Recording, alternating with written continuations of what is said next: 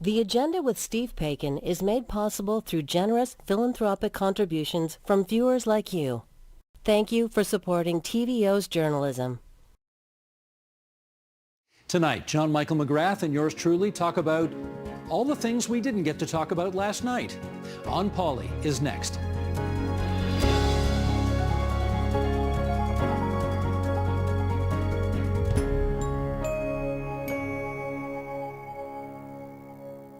We were on the air till 11:15 p.m. last night. Yes, sir. I don't know about you. I didn't get to bed till about 1:30. About that, yeah. Yeah, it was a bit of a late night. Yeah, but and I woke up early like a dummy, so. Well, we all do. We all do. But you co-hosted your first election night broadcast last night. I did, well yes. Done. Did you have a good time? That was the first. That was, watching the, we will do the shout out later in the show, but watching the whole team put together 2+ hours of live TV was really something interesting.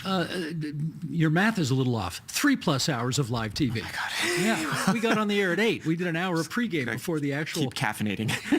That's right. I saw that. I don't know if it was Red Bulls or what, but you had a few cans going last night. Yes, a few energy drinks have kept me hopefully lucid. There we go. Now, why have you chosen to wear that today? I actually wore this shirt at the start of the 2022 election because the writs were issued in the 2022 election on May 4th. And so I thought, I don't know if it is a bookend or whatever, but it felt significant to me, so I picked it out of the drawer today. There is a double significance to that shirt, and I bet you didn't even know it. Here it comes. You ready? Go. You ready? Yes. Do you know who died on May the 4th, 1973? No, I'm going to say no. Okay, Leslie Frost. Leslie Frost, former Premier of Ontario, died May 4th, 1973, and he, of course, was the last Premier to three-peat with 3 consecutive majorities, which Doug Ford did last night. So your shirt combines all of that. Totally accidental, at least on that last part, but I'm happy to take it. There you go. Now, I am wearing this today because this is Highway 17, which, of course, starts in northwestern Ontario and cuts a swath right across the middle of the province. And I thought, what am I going to wear today that sort of tells a bit of a story? And the story that this tells is that if you lived along Highway 17, you were very good to the Progressive Conservative Party last night. Starting in Kenora, coming down to Thunder Bay, Atikokan, Sault Ste. Marie, all these seats went Tory. Over to North Bay, which is Nipissing riding. Vic Fideli comes back with a big win last night. Keep going east, Renfrew, Nipissing, Pembroke. They're all Conservative seats with one exception. Only Sudbury did not end up in the Progressive Conservative camp, but they almost did. And that seat hasn't gone Tory in 40 years, but it almost did. Anyway, Highway 17, very good for the PCs last night, so that's why I'm wearing this. In case you didn't stay up late enough to catch the final seat count, it truly was a great night for Doug Ford and the PCs. Here are the party standings when the House reconvenes, and I add, we think, because there may be some recounts that affect this, but as we sit here today, the PCs last night won 80 seats. That's up 1 from dissolution. The NDP coming back still as official opposition with 27 seats. That's down 2. The Liberals, on the one hand, a good night, their official party once again, 14 seats, that's up 5, but of course there is not a silver lining to some of that. The Greens held their 2 seats, and there's one independent, JMM, who's the furious and fierce independent in Holdham and Norfolk? That would be Bobby Ann Brady, who first won her seat in 2022, basically having won a fight with the Progressive Conservative institution in that riding. And it was, I think, a fair question whether she would win again. But not only did she win again, but she kind of walked away with it. She barely squeaked through. She won by 20,000 votes. I mean, it was an astonishingly good win for her. Yeah. So congratulations, Bobby. Really, it'll be interesting to see her again at the legislature because she has had, and we've had her on the podcast before. She's got some interesting, substantive contributions to the process there, and I look forward to seeing her again. She is a testament to those who say, you know what, head office at Party HQ, you may think you run the show, you may think you can tell us what to do, but you can't. At the end of the day, the people have the say, and the people have decided 2 elections in a row now, they don't want the official Tory candidate, they want Bobby-Ann Brady. Yeah, kudos to Ms. Brady, and kudos to the voters of Haldeman, Norfolk for not getting bossed around. There you go. Now, we were, as we say, on the air for about 3.5 hours last night, so we did cover, a lot of stuff. But there were a few things we didn't either emphasize as much as we wanted to, or some neat new things, new wrinkles that we want to bring to people's attention today. So why don't you get us started on that? Right. So I think the one we've been chatting about maybe most is Mississauga East Cooksville. This is where Bonnie Crombie announced that she would run for a seat because the Progressive Conservative candidate was not running again. The Progressive Conservatives instead ran Sylvia Gualtieri, Patrick Brown's mother-in-law. Gualtieri won. Crombie did not. As of now, the Liberal Party still does not have a leader with a seat in the House. Crombie says she will stay on despite the loss in that riding. But this poses a question of does she continue to lead the party from outside of the House, as she has for more than a year now, and as Stephen Del Duca did through his entire tenure as leader? Or does she ask one of the Liberals who were elected last night whether they would step aside and allow her to run in a by-election? A few tricks there. One, I'm not sure how safe they think any of their seats really are. After last night, there was a lot of close races all over the province. And on top of that, too, the timing of a by-election is ultimately up to the Premier. So lots of things to consider. That is true. And you know what? One other thing on that, what can make this awkward at this moment is if there's anybody out there for the Liberal Party who has designs on the leadership and can start to make mischief for Bonnie Crombie. Because if they say, the whole reason we picked you is so that you were going to lead us into a renaissance and potentially beat Doug Ford, and yes, you've improved our position and we're an official party right now, but you don't have a seat, so why should we continue to support you for leader? Except I don't see any of that right now. I don't see anybody pushing those buttons right now. No, and maybe we can talk about that a bit later, but I think in some ways Bonnie Crombie comes out of this election with more security than we might have thought. But we're going to move on to Parry Sound, Muskoka, where Green candidate Matt Richter lost to the former sitting member for the Progressive Conservatives, Graydon Smith. Close race once again. Disappointing one, given how much time and energy and money that the Greens poured into that riding. Real heartbreak for them there. But Aislinn Clancy in Kitchener Centre, keeps her seat. That makes her only the second Green to ever win a seat in a general election. Sometimes it's easier to pick up a seat in a by-election. By-elections can be weird, but winning a seat in a general election, I think you and I both tend to give that a bit more substance in our evaluations. And then in Etobicoke Lakeshore, a bit of a surprising win, given that Etobicoke really is, we've referred to it as Ford country since 2010 when Rob Ford was elected as mayor. Lee Fairclough, a Liberal seat right there at the beachhead of Ford Nation, if I could put it that way. But, a solid Liberal win there and defeating Christine Hogarth, who, was... I don't believe she was in cabinet, but she was, a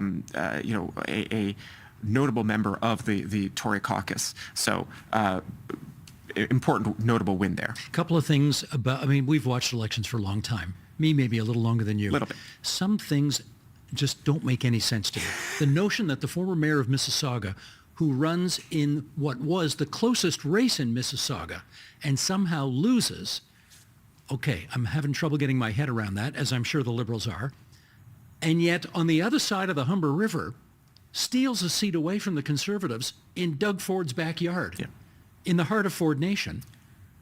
I don't get it. Oh, and there were so many results like that. I'm the one I'm still sort of enjoying, also kind of mystified by the morning after is in Ajax, where a cabinet member, Patrice Barnes, lost her seat to a Liberal challenger, Rob Serjanik. Just a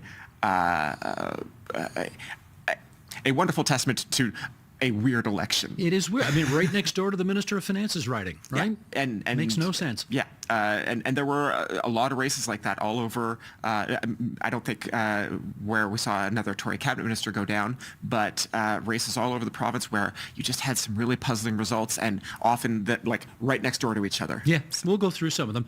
Okay, let's do another little cutesy item here. You ready for this? Yes.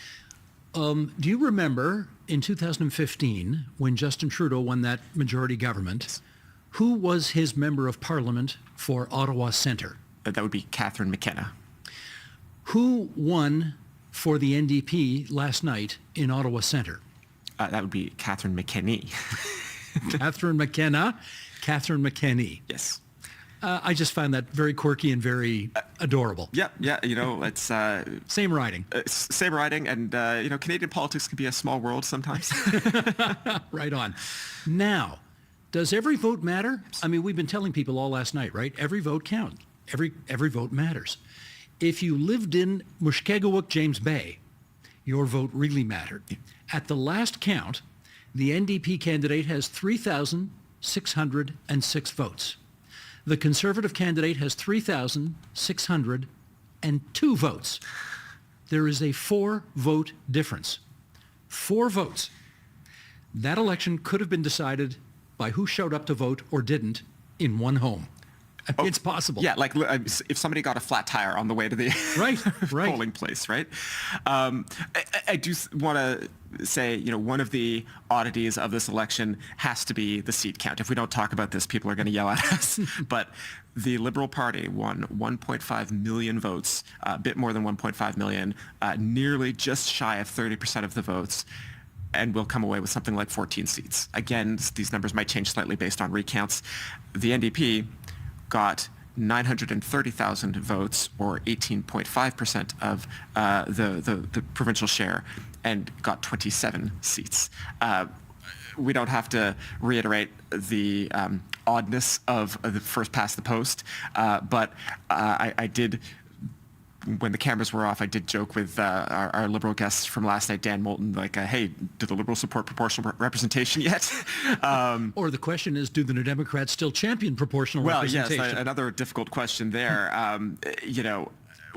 Look, we know that these kinds of results can happen. I don't think in the last several cycles we've seen quite this much of a divergence between certainly the second and third place parties.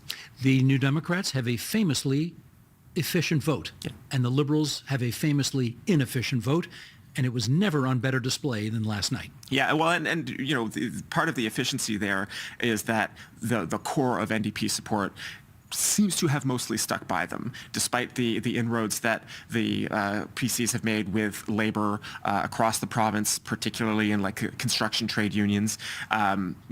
We talked about Sudbury. They mostly held on in Hamilton. I believe they lost Hamilton Mountain. They put up a good fight in Sault Ste. Marie, but held Windsor West. And in Windsor West, right? The core of NDP support still stuck by them in those core places where they got a lot of those seats, whereas the general sort of tide of Liberal support has come back, but it isn't concentrated in enough places to win them more seats. Right. I'm going to share a bunch of numbers right now, which I think are somewhat disquieting. So humor me, if you will, for a second here. We have 16 million people who live in the province of Ontario. 11 million of the 16 million are eligible to vote. I don't know if you heard, they did not all show up to vote last night. No, they didn't. Or even in the pre-election votes. 45.4% of the people turned out to vote last night. It's a titch better than last time in 2022, but not much. Doug Ford got 43% of the 45% that voted. You following me here? Doug Ford got 43% of the 45% of Ontarians that voted. So he has 100% of the power, because he got a majority government, and he got 100% of the power having received 19.35% of eligible votes. Look he won. Yep. He won fair and square. He won according to the rules. But that feels, I don't know what word I'm looking for right here, but it feels not good. Yeah, we don't. Regardless of who won, that would not be good. Yeah, and we have said this before. This is not a point we're making about like the Tory win being illegitimate. This is disquieting when people don't show up. I realize that people face all kinds of barriers in their lives, but it is so easy to vote in Canadian elections. I was able to vote at my kid's school, so my wife and I dropped our kid off, handed her off to the teacher, got to the polling place, voted, and we're almost all the way out of the door before O Canada started playing. Well, there you go. So, like, again, I do recognize that it's not always that easy. It has not always been that easy for me. People really do have a ton of options. We have a federal election coming up this year. I sure hope that people start thinking right now about how, making sure you're registered or that you've got the necessary ID. If you Google Elections Canada, valid ID, they've got an extensive list of what you can use. Those kinds of things. Start, thinking about how you're going to vote. Start thinking about that plan early, because I would certainly like to see the federal turnout be better than this Ontario turnout. When I was a kid, routinely 75, 80% turnouts. Yep. I mean, we just... I remember, I think one of the Chrétien elections, it got down to 65%, and it was a major topic of discussion, like, oh my gosh, what do we do about turnout being this low? And little did we know it had further to fall. Well, I hope people tune into the agenda Monday night, because that's going to be our topic. How do we reboot democracy? How do we get people re-engaged? Because to have 100% of the power based on winning 19% of the eligible voters just feels weird. Yeah. Okay, we always talk about the four main parties on this podcast. There were actually, I don't know if you know this, 21 parties that ran for office last night seeking your vote. And the party which came 21st, ironically, was the Electoral Reform Party. They got the fewest votes. They got 240 votes province-wide. And I do wonder whether last night's results will spur on more interest in electoral reform, more interest for the Electoral Reform Party. I don't know, but at the moment, based on the turnout last night and the results for the Electoral Reform Party, seems pretty bleak out there right now. Yeah, I mean, I think the question, of course, is not just will we see more interest in electoral reform. In fact, the New Democrats were quite straightforward. They wanted to bring in proportional representation if they had won this election. Obviously, that's not going to happen now. But it's that one of those, like, who will bell the cat questions.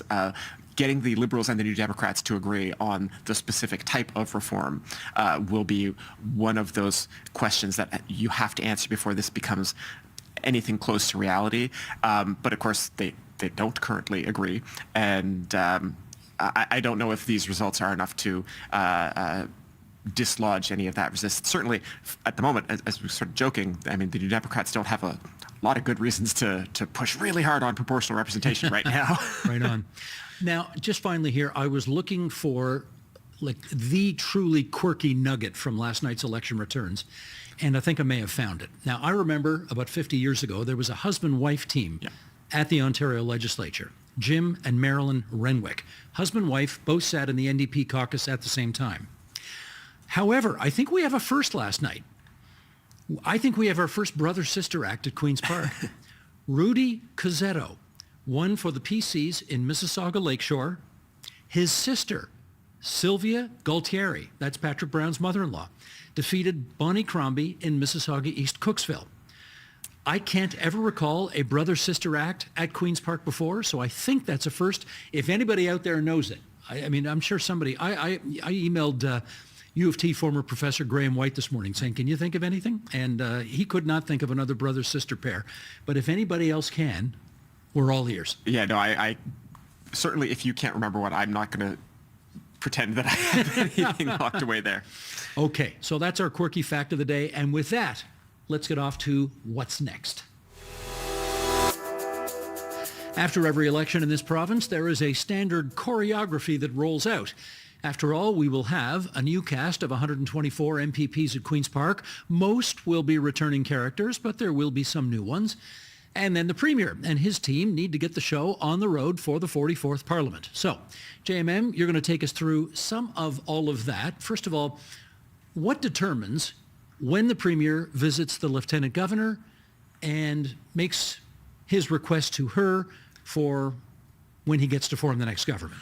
Well, so as we've said a few times on the pod, he isn't actually asking to form the next government, right? He is the current Premier. His his existing government is still the government of Ontario. So what has happened in this election is that the people of Ontario have reaffirmed his government in a sense by returning a legislature in which he will very assuredly have the confidence of the House. Whatever the outcome of those recounts that we've mentioned, there's no real question that the PCs will have a substantial majority. You could call me a pedant because of that distinction, and you would be right. But in this case, it does matter because of the caretaker convention that we've talked about a bunch over the last few weeks. The idea that some of the work of the government shuts down during an election. Because the nature of the government hasn't changed, because the PCs retain their majority, the caretaker convention is no longer in effect. If the government had changed, if a new party held a majority in the legislature, the caretaker convention would continue until that new premier could swear in a cabinet. That's what happened in 2018. That is not the case right now. Basically, as of this morning, the premier and his ministers can go back to making policy and issuing directives and that kind of thing, all of the usual powers that were suspended during the writ period. Now, about that cabinet. Premier Ford has some choices to make. We mentioned that he lost a cabinet minister last night in the riding of Ajax, where Patrice Barnes was defeated. So at the very least, he has a hole in his cabinet he might want to fill there. He can, if he wants to make more changes to his cabinet, if he wants to reflect some of the changes to his caucus. Not a ton of changes, but he might want to.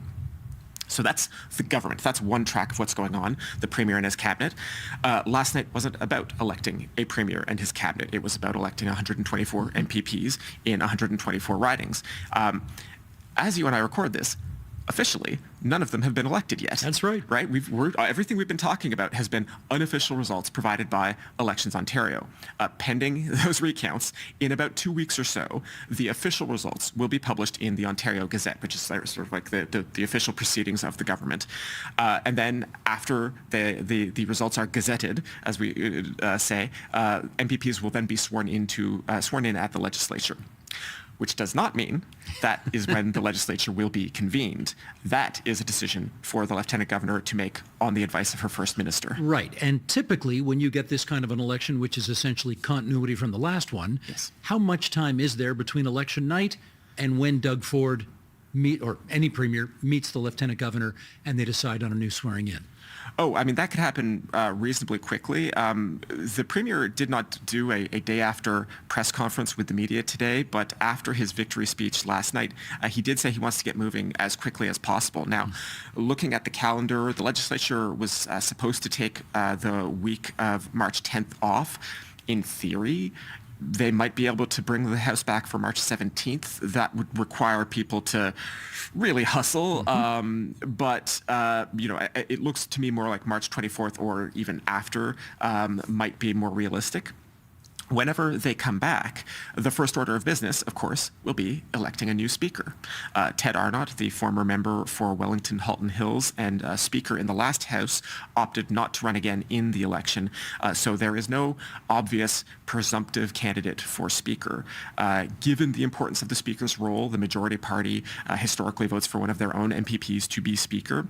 But folks may remember, after the 2022 election, the Premier's office got a bit of a rough ride from their own MPPs. They tried to force the Premier's preferred candidate on the House, and MPPs from all parties, including the PCs, backed Arnott instead. We talked about the voters of Halden and Norfolk. This was a case of MPPs exercising their own independence and not being bossed around. Secret vote, right? Yeah. Secret vote, so you can go for whoever you want. Absolutely. And the Premier's office can't necessarily punish you.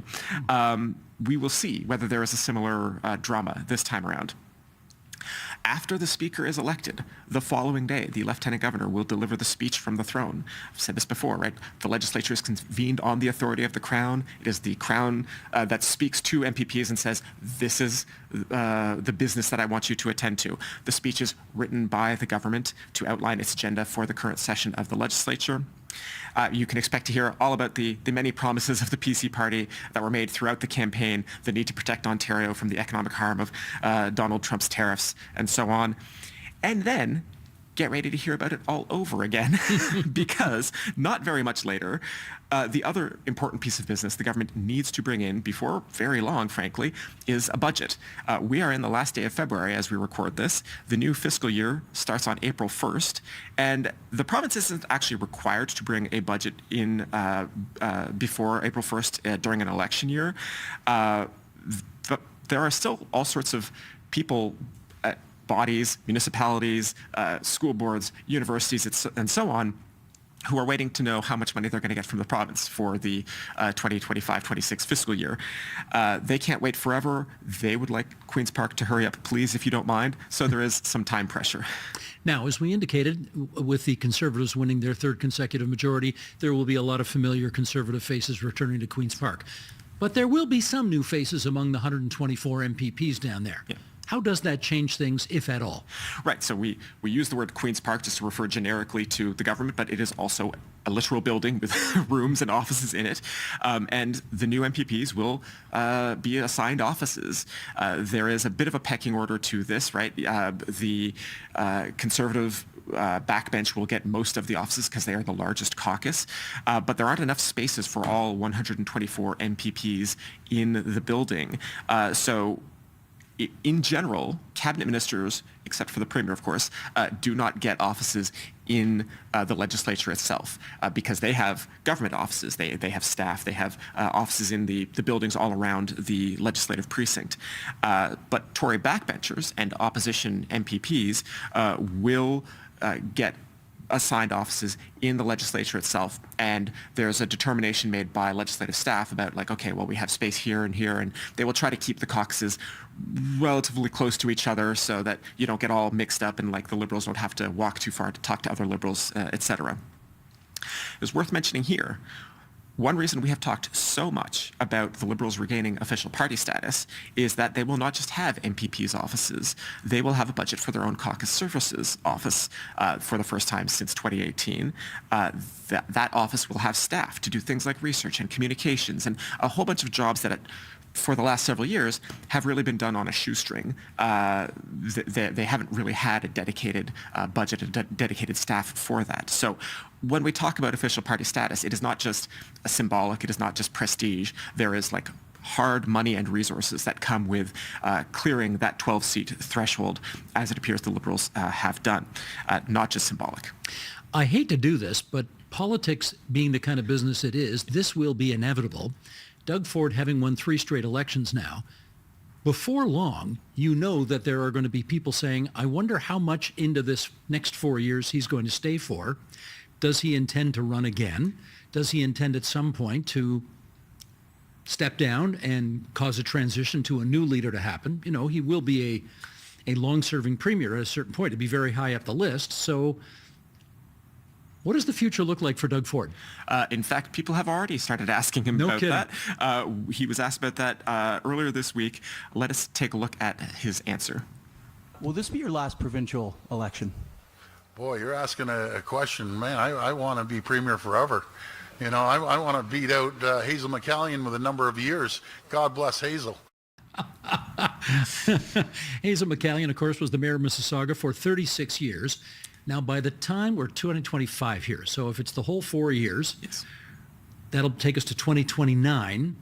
Doug Ford at that point will have been premier for 11 years. He will, at that time, if you can imagine, he's the 26th premier, but he will be 4th on the pecking list for tenure in office if he serves to the end of this term. Oliver Mowat, number 1, at something like 24 years.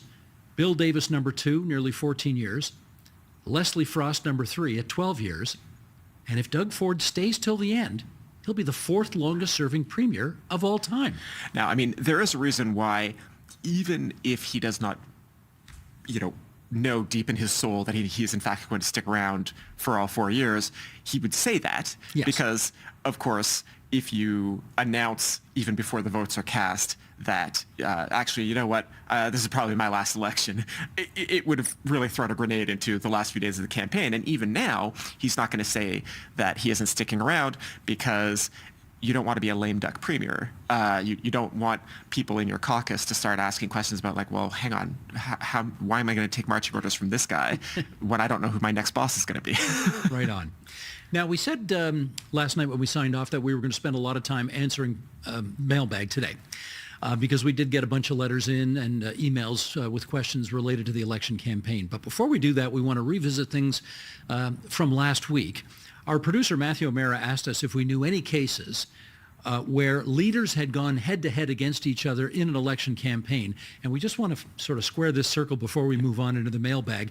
We didn't actually know, but of course, we put the call out to our listeners and viewers, and they did. The wisdom of the crowd. Go ahead. What have we got today on that? So listener Kyle Chen in Mississauga pointed us to the 2003 by-election where Progressive Conservative leader Ernie Eves went up against Green Party leader Frank DeJong, Right. the Green Party leader before Mike Schreiner, in Dufferin Peel Wellington Grey, riding which has since been broken up. DeJong came in third place. Kyle notes that this outing helped the Greens build momentum for the 2007 general election, where the party received the highest overall vote total ever, with 8% of the vote, not as strong turnout as they received this year with 5%. You know why they got the super high number that year? No. Because they ran on defunding the Catholic school system. Right. That was part of their platform. That, yes. And they got a little extra bump up because of that, because there's still a bunch of people in both back then and today who are not completely sold on the notion that we should be publicly funding two separate school systems here. And for whatever reason, the Greens have de-emphasized that part of their platform, but it is still part of the Green Party policy universe, if I can put it that way. Leader against leader. Is there more? There is indeed. Listener Michael Scott from Toronto did some digging for this next one. He found that in Kitchener Centre by-election, the one that Green Party Ashland Clancy won, the leaders of the Party for People with Special Needs, that leader was Lionel Wayne Posner, I hope I got that right, and the Electoral Reform Party, Peter House, went up against one another. They received 48 and 43 votes respectively. That's not the percentage of the vote share. They got 48 and 43 votes. We note that there are always many, many independent parties out there in Ontario, and they often choose to compete in by-elections where they have maybe a better shot of raising their profile. So sometimes we get party leaders going up against each other that way. We did not, I think, specify major party leaders. We should have perhaps specified that. But is there more? Yes, we've got another one here. Joel Watts points us to 2009 in Haliburton, Kawartha, Lakes Brock. This is one I should have thought of, in which PC leader John Tory went up against the then brand new Ontario Green leader Mike Schreiner, who both ended up losing to Ontario Liberal Rick Johnson. But of course, that a very notable race because I think that is widely understood to have sealed John Tory's fate as the Progressive Conservative leader. Yes. So, yes, there have been some leader versus leader races, just not for any of the four major political parties, but, yes. Or I guess with that one exception of Tory and Schreiner. Yes. Lots of minor party leaders going against each other. We also, because we talked about this last week as well, and we wanted to follow up on this, we got some feedback about progressive conservative candidates declining to show up for all candidates debates or issue-oriented debates, and it turns out a very few did. Should we give some kudos to those who actually did? Absolutely. So, listener Jeremy Rand in Kanata Carleton pointed us to a debate where Scott Phelan attended a debate going up against Ontario Liberal Karen McCrimmon. She had won the by-election in 2023 after Marilee Fullerton stepped down. McCrimmon would go on to win her seat last night. Listener Andrew Mugford points us to a few local all-candidate events attended by PC candidate Matthew Ray in Perth, Wellington. Ray won there. We've had Ray on the agenda, I believe. Strong public performer. Yep. I can't imagine he was worried too much about debate performance. Terry McDonald in Ingleside noted that PC candidate Nolan Quinn attended an all-candidates debate in Cornwall. He won his seat. Also noted that the former Minister of Municipal Affairs and Housing, I believe he was the government House Leader in the last legislature, Steve Clark, attended a debate in Brockville. Clark won his seat, unsurprisingly. I think he might have won if he hadn't shown up, but I appreciate that he did.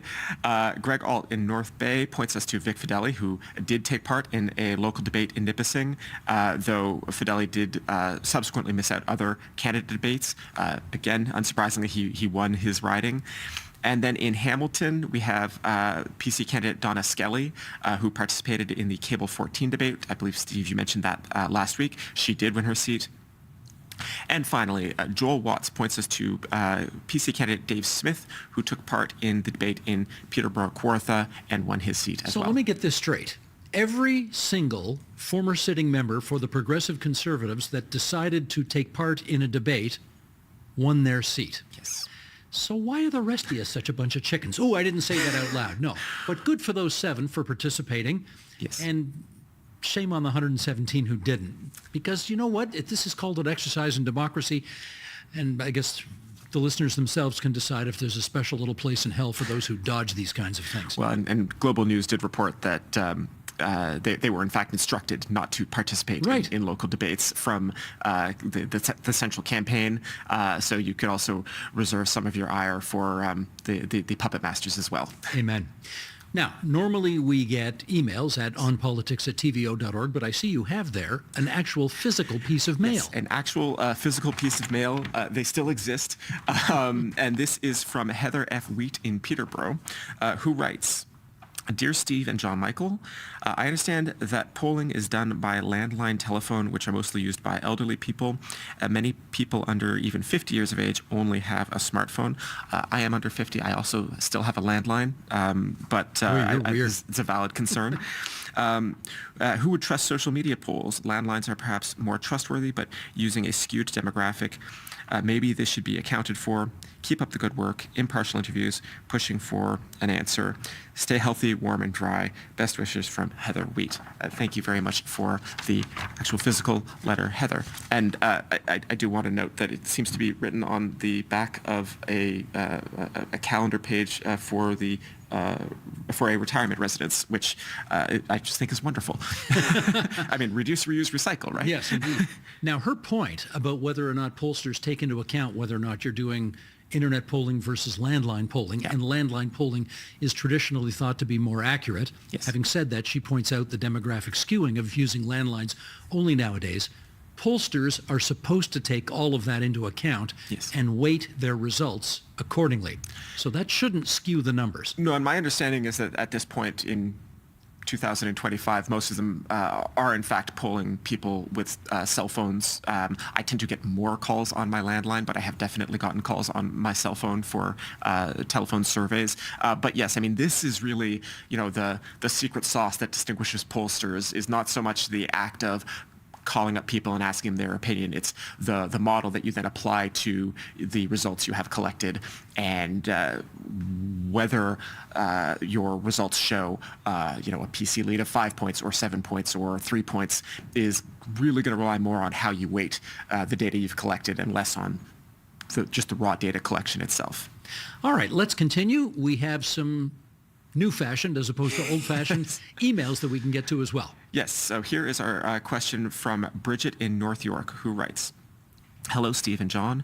Just received from a friend an interesting tool. Wonder if you have seen and might shed light on who is behind the development of tools, as I do not see any endorsement, and she provides a link to smartvoting.ca.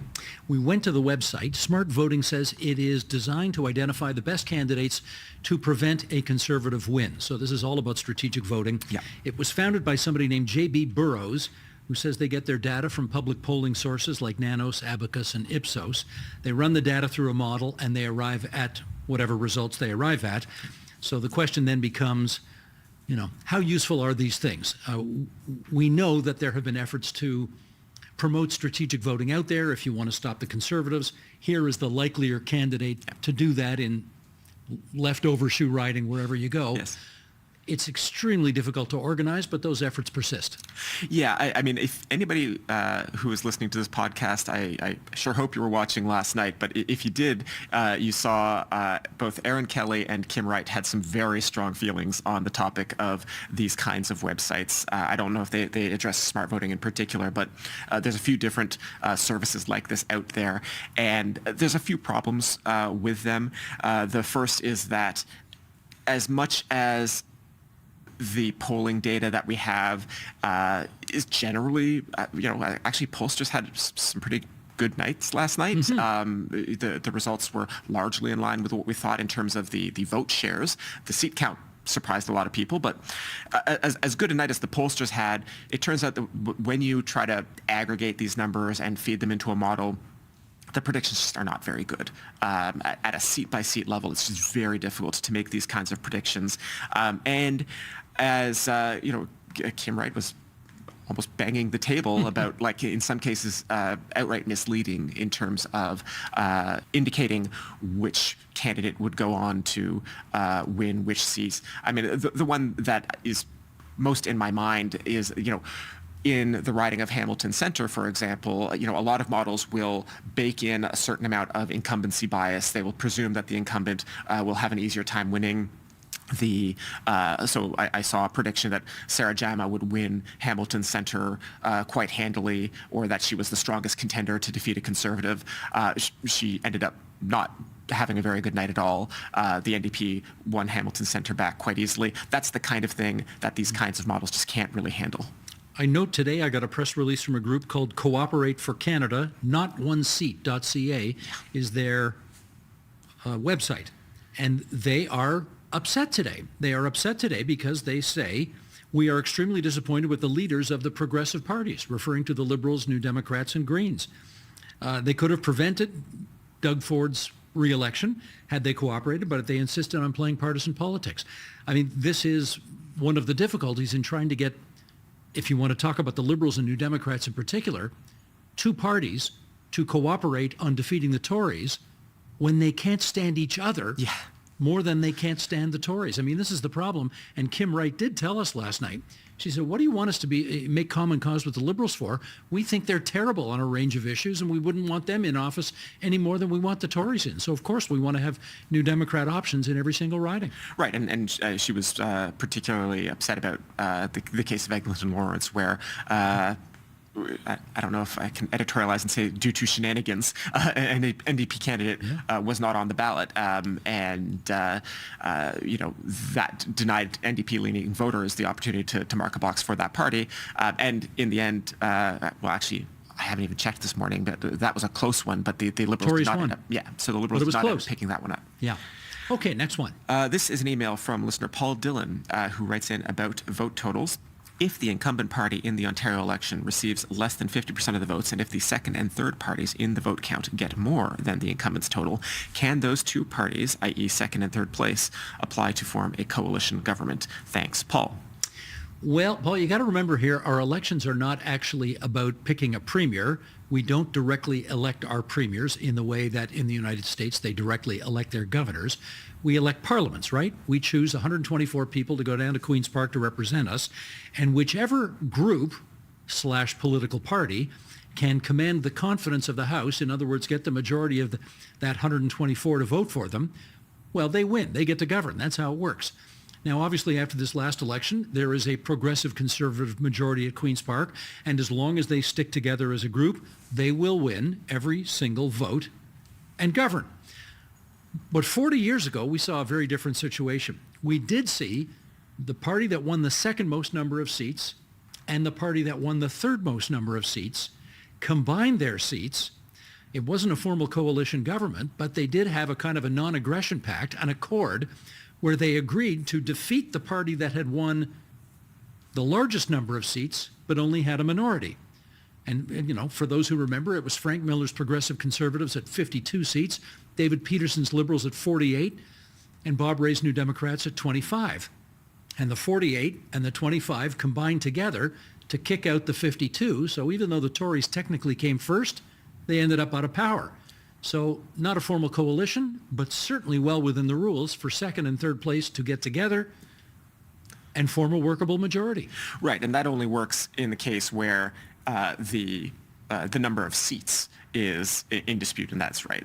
In that case, it's not a question of the vote share that they got across the province. Mm-hmm. And even in the case of where opposition parties have won more than 50% of the seats, coalitions are hardly guaranteed.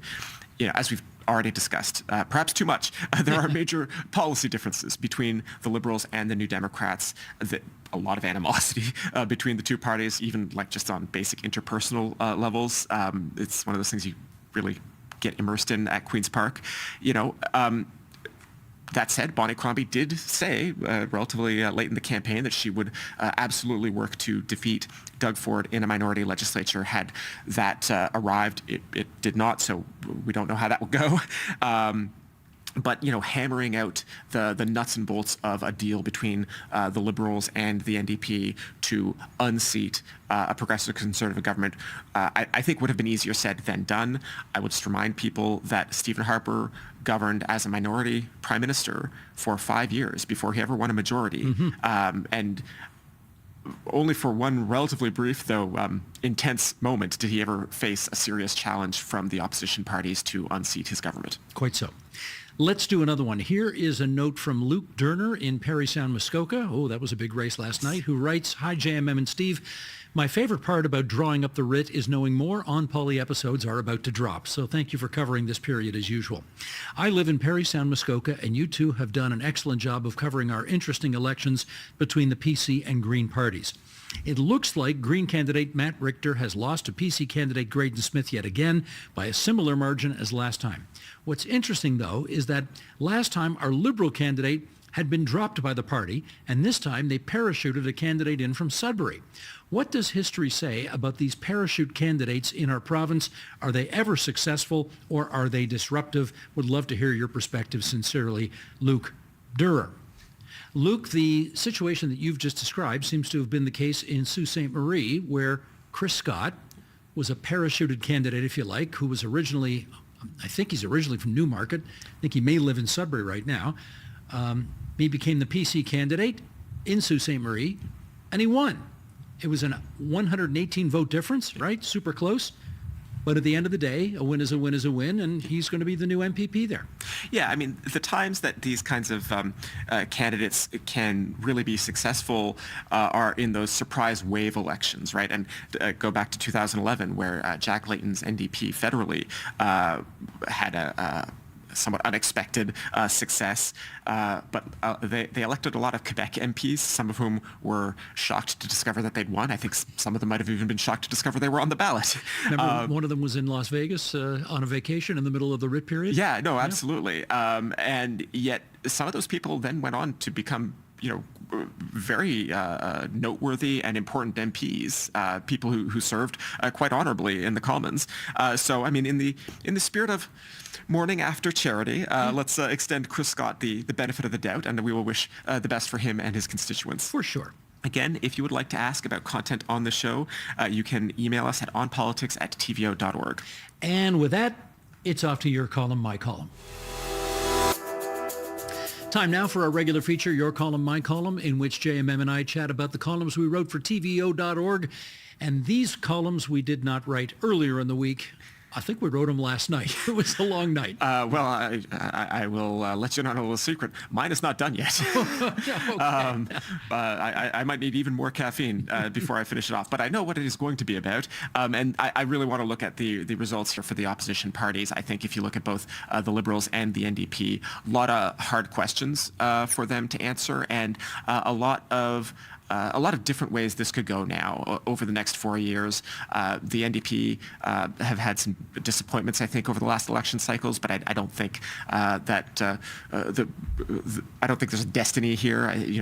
We could see things turn around for them. And I think as much as there were disappointments for the Liberals last night, particularly in Mississauga's Cooksville, I think in some ways they might be better suited, or they may have gotten a better result last night than some people are giving them credit for.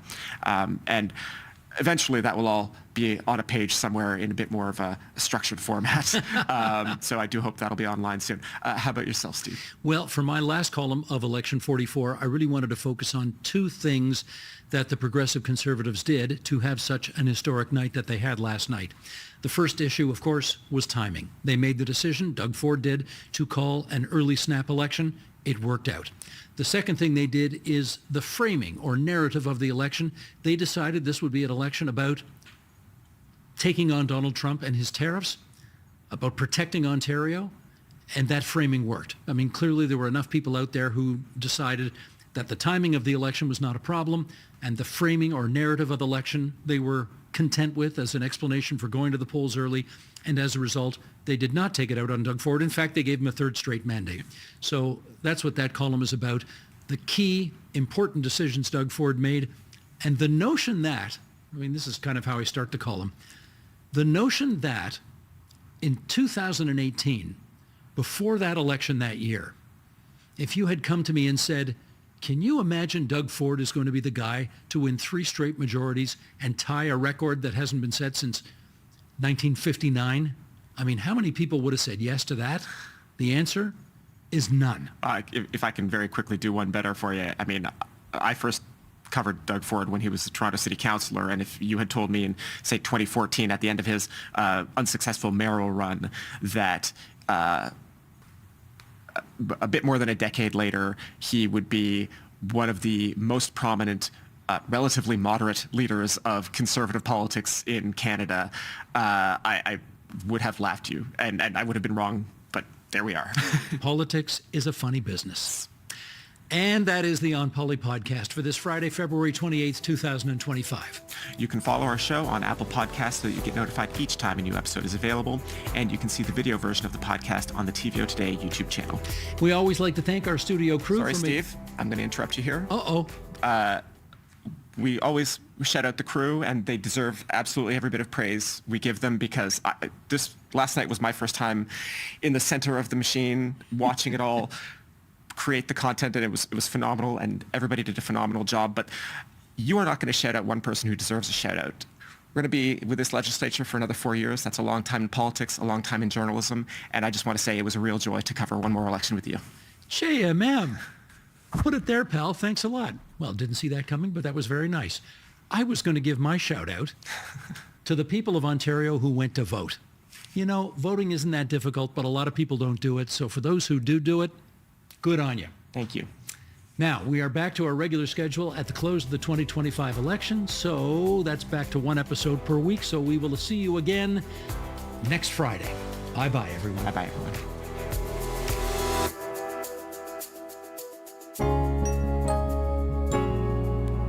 I think that education is a huge part of daily life, but it's not a huge part of political conversation in Ontario today. And when you talk to people who are in schools, whether that be students or educators or parents who are deeply concerned, there's a lot of concerns that schools aren't doing the job and they aren't getting the serious attention they need to thrive and support our kids to be ready for a big, scary future. Annie, last time you were on the show, I understand you said we are not paying enough attention to education. Why is the political discourse not around education?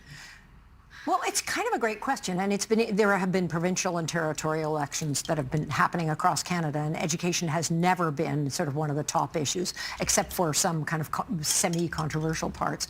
So I think as a society, we have a tendency to sort of take our public schools for granted, even though more than 90% of our kids go to them. We don't understand the kind of foundational job they do in our social and economic future, and we just sort of go, they're there, whatever, they're not sexy, maybe even not as sexy as post-secondary education. So they don't seem to, except in a crisis like the pandemic, when they were in the news every day, they don't seem to get on the radar as a fundamental issue, which to me is even more amazing right now when the world is so messy.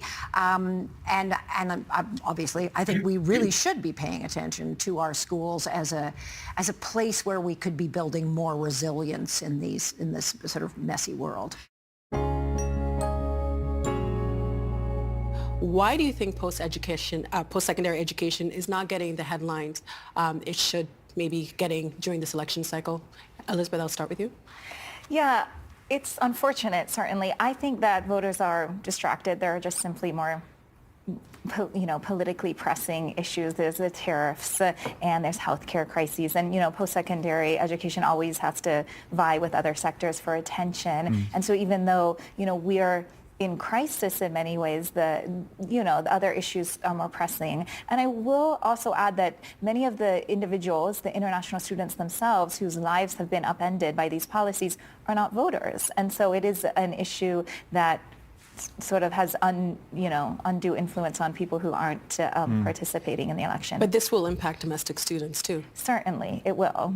But again, post-secondary education is a small, much smaller proportion of people are in post-secondary at any one time. So it's less sort of on their radar than K-12, for example. And so unfortunately, that won't be the case. If you have kids in schools now, you're going to need a strong post-secondary, college and university sector in the future, but it might not be on the top of mind right now. And Anne? I think what people have cared about post-secondary education when they have a child or a family member who's ready to go to post-secondary, and they care that they have a spot for that family member, and they care that the tuition is reasonable. To date, the colleges and the universities in Ontario have done a great job. They've been able to weather the storms. They've had capacity available to take those kids. And so it hasn't been an issue. It hasn't risen to the crisis level that we're probably likely to be facing in the short order. And it's never, frankly, polled well. I've talked to a lot of people who have worked on the political side of the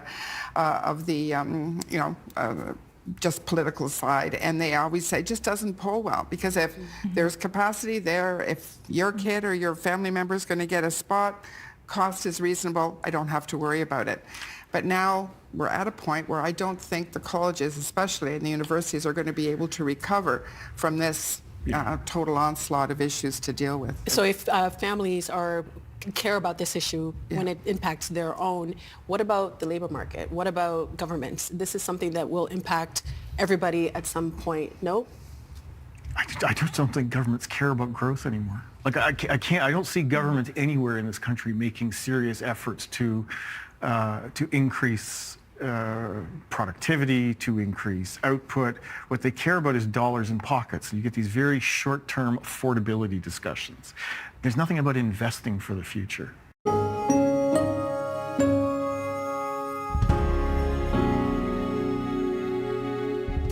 And that is the agenda for Friday, February 28th, 2025. Monday on the program, after a lackluster voter turnout, do we need to reanimate democracy in Ontario? We'll look into that. I'm Steve Paikin. Thanks for watching TVO, for joining us online at tvo.org.